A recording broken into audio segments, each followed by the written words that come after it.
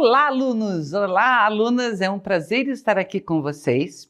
Eu sou a professora Margarete e a nossa disciplina é interdisciplinaridade. Olha que nome grandão, mas extremamente importante para a formação de todos relacionados à educação. Vamos conversar sobre aprendizagem significativa e a interdisciplinaridade. Essa aula vai ser muito legal porque nós vamos conversar sobre prática, sobre a realização. Vejam lá, o conhecimento de forma interdisciplinar. Ele exige a interação entre os sujeitos, a sociedade e os conhecimentos. Existe uma influência mútua entre professores e alunos e o conhecimento. E há uma relação mais apurada entre professores que trabalham as diferentes disciplinas curriculares, e aqui cabe a gente pensar um pouquinho sobre a nossa profissão. Nós, professores de sala de aula, somos trabalhadores solitários, porque ninguém assiste a minha aula além dos alunos, né? Eu estou falando de uma visão profissional. Então, dificilmente eu conheço, como que é aquele professor? Como amigo, como colega, ele é legal, é bacana. E a aula dele? Não sei, porque eu não conheço.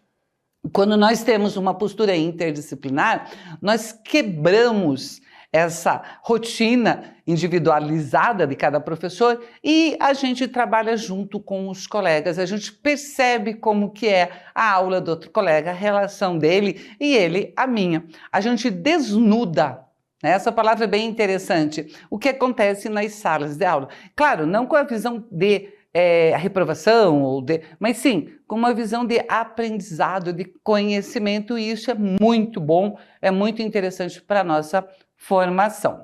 O fazer pedagógico.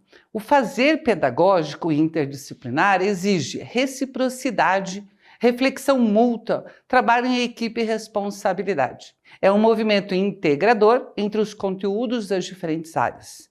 E mais legal de tudo é que os alunos constroem os seus saberes. Nós estamos em um movimento histórico na educação, na qual há disponibilidade de informação o tempo todo.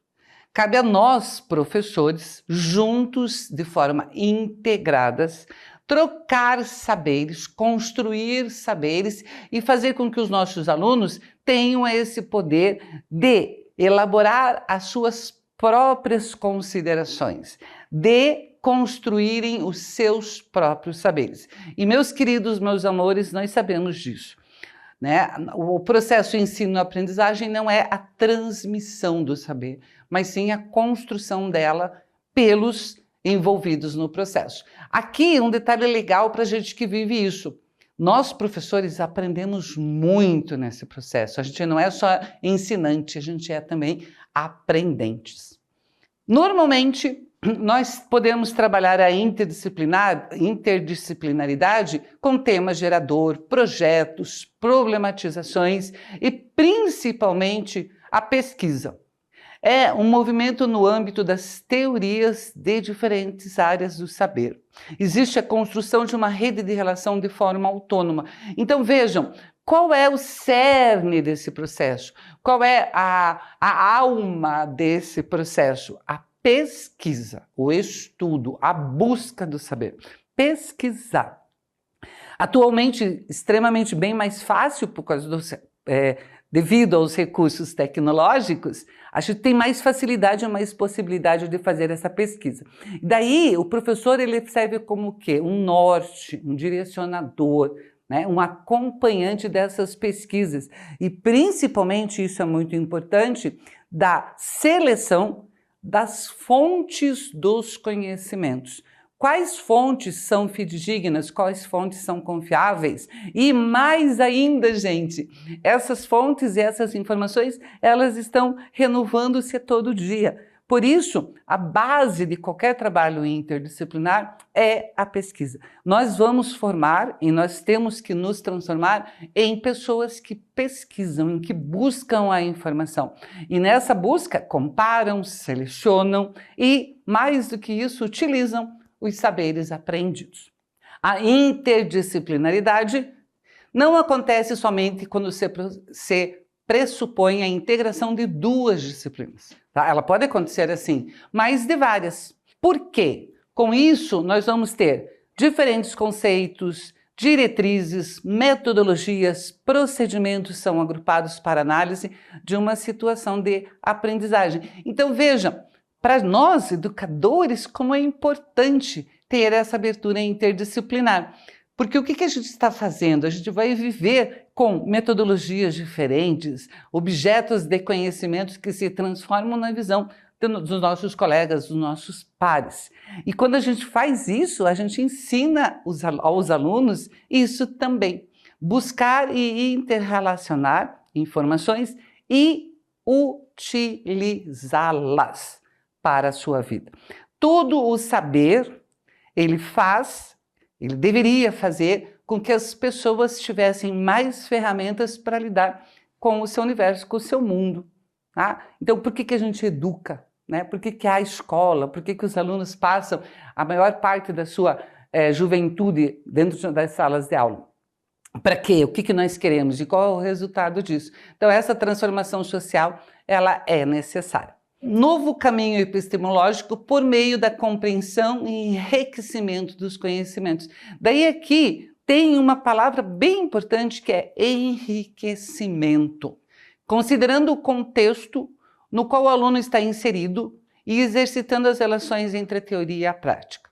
É um movimento de ação, reflexão da ação e sobre a ação. Vejam só que tópicos importantíssimos para nós, tá? Relação teoria e prática, toda teoria tem uma prática, toda prática tem uma teoria, e esse movimento de ação e reflexão da ação e sobre a ação. Eu vou confessar para vocês que esses dias eu estava dando aula em um curso que eu trabalho já há décadas e de repente eu trabalhei um conteúdo e me veio, para que os alunos vão precisar ou vão usar esse conteúdo?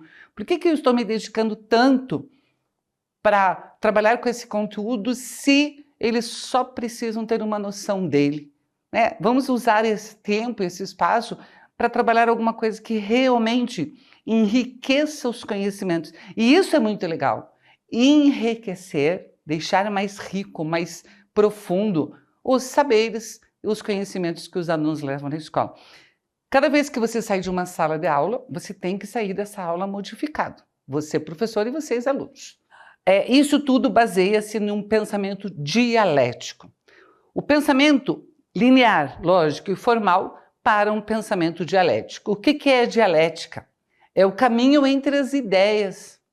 É o diálogo entre os diferentes modos de pensar e suas contradições. O pensamento dialético, ele pode ser visto como contrário a um pensamento positivista, por exemplo, no qual há certo e errado, bom ou ruim. O pensamento dialético é aquele que pega as teses, né? Sabe que para as teses existem antíteses, antiteses, e disso forma-se uma nova síntese, que por sua vez é uma nova tese, que tem a sua antítese e a síntese, e esse movimento ele pode ser, se eu fosse fazer uma representação gráfica, ele seria não círculo, tá? Mas uma espiral, na qual a gente tem um saber e vai relacionando e vai buscando. Daí, com o pensamento dialético, a gente tem que repensar certo e errado, bom ou ruim, tá? Exato ou não exato, o que é certo, o que é errado, tá?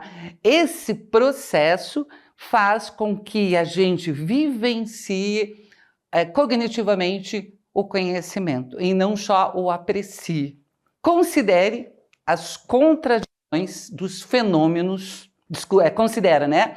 As distintas relações dos saberes, a problematização dos embates, a integração entre o pensar, o fazer e o pensar, e a substituição da passividade para a ação reflexiva, autonomia e cooperação. Então, nós deixamos de trabalhar com alunos bancários, como dizia o Paulo Freire, passivos, e começamos a trabalhar com professores e alunos protagonista da construção do saber e, com isso, de uma sociedade melhorada. Essa é a ideia, essa é a intenção dessa visão interdisciplinar.